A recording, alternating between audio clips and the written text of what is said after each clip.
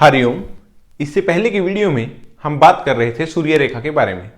तो आज की वीडियो में भी हम इसी टॉपिक को आगे लेकर चलेंगे। आज का भी हमारा विषय रहेगा सूर्य रेखा। कुछ विषयों के बारे में मैंने आपको इससे पहले की वीडियो में बता दिया है, कुछ और विषयों के बारे में अभी बात हम लोग करते हैं। अब यदि किसी व्यक्ति के हाथ में सूर्य रेखा द्विशाखित दिखाई पड़ रही है तो एक शुभ फल होता है कि व्यक्ति के हाथ में दो शाखाएं दिखाई पड़ रही हैं। यह शाखा हाथ में बिल्कुल ऊपर की ओर आपको दिखाई पड़ेगी। यह शाखा बहुत अच्छे फल लेकर आती है, व्यक्ति की प्रतिष्ठा को 2 गुना कर देती है। छोटी सी बात में यदि समझना हो तो व्यक्ति की प्रतिष्ठा, उसके काम को, उसके सम्मान को या फिर उसके यश विजय दिलाने वाली ऐसी रेखा होती है और उसको बढ़ा देती है। अब यदि ऐसे व्यक्ति के हाथ में 3 रेखा दिखाई पड़ रही है, अब यह त्रिशाखित हो गई है, यानी कि त्रिशूल यहां पर बन गया है, सूर्य पर्वत पर त्रिशूल बन गया है, तो अब तो राजयोग हो जाता है। ऐसे समय में यदि किसी व्यक्ति के हाथ में सूर्य पर्वत पर आपको इस प्रकार का त्रिशूल दिखाई पड़े तो ऐसा व्यक्ति बहुत सम्मान कमाने वाला, कीर्ति करने वाला, हर जगह पर अपनी विजय को घोषित कर देने वाला, यानी कि ऐसे व्यक्ति कहीं पर भी जाते हैं उन व्यक्तियों की हार नहीं हो पाती, ऐसे व्यक्ति विजय प्राप्त कर लेते हैं। और ऐसे व्यक्ति यदि व्यापार करते हैं तो व्यापार में भी उनका बहुत बड़ा नाम होता है।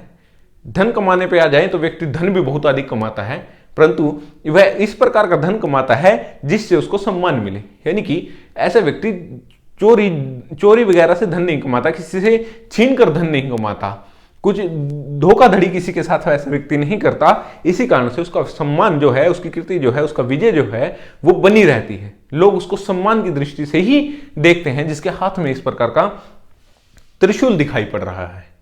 तो ये भी एक बहुत अच्छा शुभ फल होता है यदि किसी व्यक्ति के हाथ में इस प्रकार का त्रिशूल दिखाई पड़े।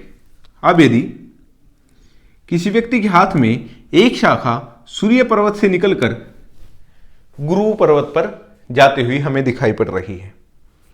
व्यक्ति के हाथ में सूर्य रेखा तो सीधी चली गई है, परंतु इसमें से एक शाखा निकली है, गुरु पर्वत की ओर गई है, या ये कह लीजिए कि गुरु पर्वत से एक शाखा आई है तो सूर्य रेखा में आकर मिल गई है। परंतु ये ऐसा कहने से कोई फलों में कोई अंतर नहीं हो जाता, फल वही रहेंगे।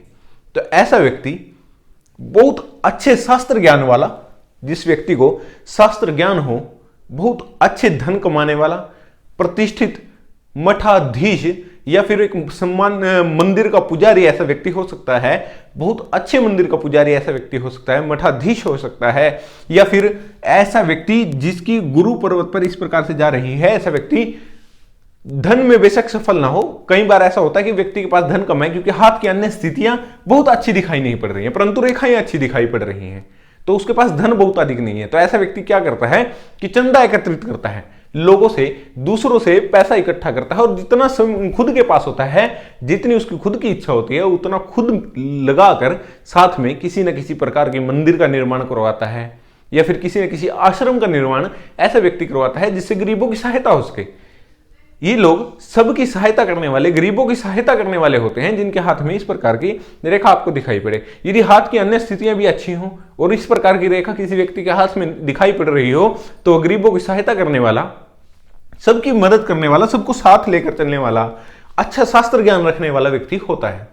उसके पास बहुत से प्रश्नों के उत्तर मिल सकते हैं। आप उनसे किसी भी प्रकार के शास्त्र से संबंधित या फिर अपने प्राचीन इतिहास से संबंधित कोई क्वेश्चन करके चलेंगे, परंतु क्वेश्चन धर्म से जुड़ा हुआ हो तो ऐसे व्यक्ति बहुत अच्छा आपको उत्तर उसका दे सकते हैं, और वो प्रैक्टिकल आंसर होते हैं। कभी ऐसे आपको चीटिंग करता हुआ व्यक्ति वो दिखाई नहीं पड़ेगा। तो जिसके हाथ में इस प्रकार की आपको यह रेखा दिखाई पड़े, यदि एक शाखा इसमें से निकलकर बुध पर्वत की ओर चली गई है तो अब ऐसा व्यक्ति व्यापार से धन कमाता है और व्यापार से ही प्रतिष्ठा कमाता है। एक बहुत अच्छी कंपनी का मालिक जिसको पूरा देश जानता हो या पूरा वर्ल्ड उसको जानता हो, पूरा विश्व उसे जानता हो, तो उसका जो मालिक है उसको सच में ही लोग बहुत अच्छी दृष्टि से देखते हैं। ऐसे व्यक्ति व्यापार से धन के साथ साथ प्रतिष्ठा भी अर्जित कर लेते हैं। लोग उनके बारे में आपस में बात भी करते हैं, एक दूसरे को बुलाते हैं कि तू क्या वो बन गया है। ऐसे होता है इन व्यक्तियों के साथ जिनके हाथ में बुध पर्वत पर एक शाखा इसमें से निकलकर चली जाती है, सूर्य पर्वत में से निकल कर चली जाती है। अब यदि एक शाखा निकलकर मंगल पर्वत से आकर आपको सूर्य रेखा में मिलती हुई दिखाई पड़े, यह निम्न मंगल और उच्च मंगल दोनों तरफ से आ सकती है। यदि ये किसी भी तरफ से आ रही हो तो ऐसा व्यक्ति बहुत अच्छा गणित का ज्ञान रखने वाला, यानी कि एक गणितज्ञ हो सकता है, गणित का विशेषज्ञ हो सकता है ऐसा व्यक्ति। ऐसे व्यक्ति को मैथमेटिक्स की और गणित की बहुत अच्छी नॉलेज होती है, जिनके हाथ में इस प्रकार की रेखा आपको दिखाई पड़े, हाथ से मंगल पर्वत से निकलकर एक शाखा सूर्य पर्वत में आकर मिल गई है। अब ऐसा व्यक्ति बहुत अच्छी सोच वाला और सम्मान्य और साहसी भी होता है। ऐसे व्यक्ति बहुत साहसी होते हैं और साथ साथ जमीन का व्यापार करने वाले भी हो सकते हैं और एग्रीकल्चर में काम करने वाले भी हो सकते हैं। ऐसे व्यक्तियों के पास गणित की बहुत अच्छी नॉलेज होती है।